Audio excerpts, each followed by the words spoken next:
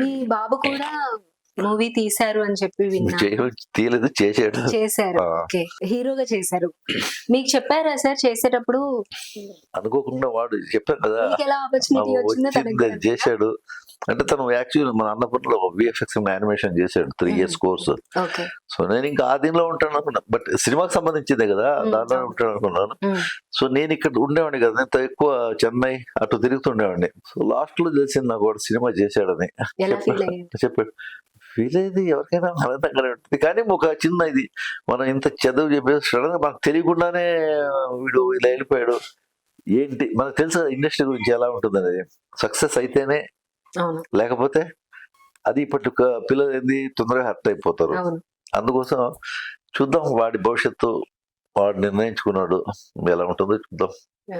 మనకి ఇప్పుడు ఇప్పటి పిల్లలకు మనం ఇంకేం చెప్తాం అసలు. అంటే చిన్నప్పటి నుండి ఎప్పుడు మీరు మొత్తం కూడా ఈ ఫీల్డ్ లోనే ఉన్నారు కదా, మీకు ఎప్పుడు అనిపించలేదు తను యాక్టింగ్ లోకి వెళ్తాడే? ఎప్పుడు షూటింగ్ కూడా రాలేవాడు, ఇంట్లో ట్రై చేయడం కానీ అలా పిల్లలు ఎవరు అసలు ఇదే లేదు. చిన్న బాబు ఇప్పుడు వాడు చిన్నవాడు, ఇప్పుడు ఇంటర్ సెకండ్ ఇయర్ చేస్తున్నాడు. వాడు వాళ్ళ అమ్మతో సీరియల్స్ షోస్ అవి చేసాడు వాడు. నేను అనుకున్నా వాడు ఏమైనా యాక్టర్ అయితే, కానీ వాడు నాకు ఇవేం వద్దు అని చెప్పేసి వాడు స్టడీస్ లో వాడు ఏంటంటే ఇది ఒక టైం దాటిన తర్వాత వాడు తెలీదు.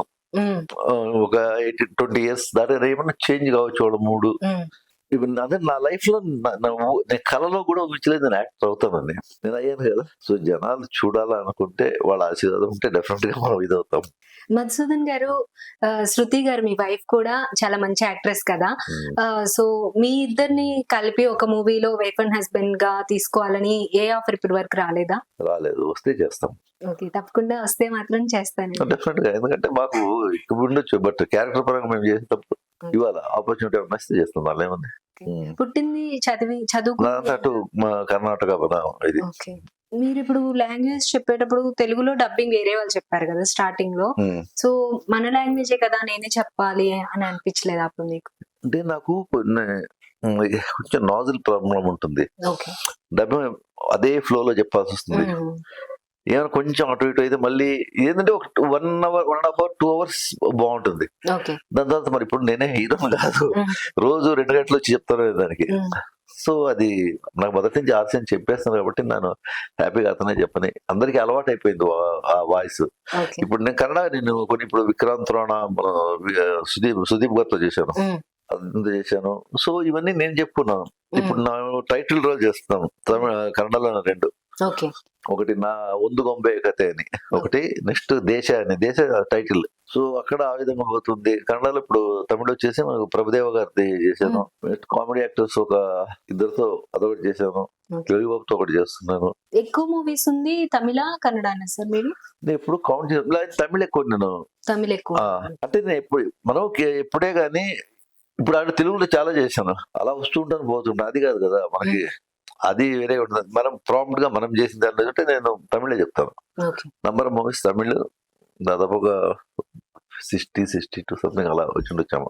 సార్ ఇప్పుడు తెలుగు చేస్తున్నారు, తమిళ్, కన్నడ అన్ని లాంగ్వేజెస్ లో ఉన్నాయి కదా, టైమింగ్ సెట్ చేసుకోవడానికి ఇబ్బంది అవ్వదా ఇక్కడికి అక్కడికి? అంటే మేనేజర్ ఉన్నాడు కదా,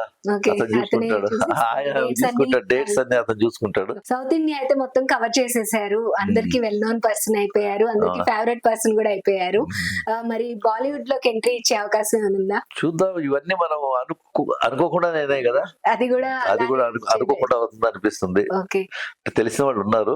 అంటే మీ ఆహార్యానికి, హైట్, పర్సనాలిటీకి బాలీవుడ్ కూడా కంపల్సరీ సెట్ అవుతుంది.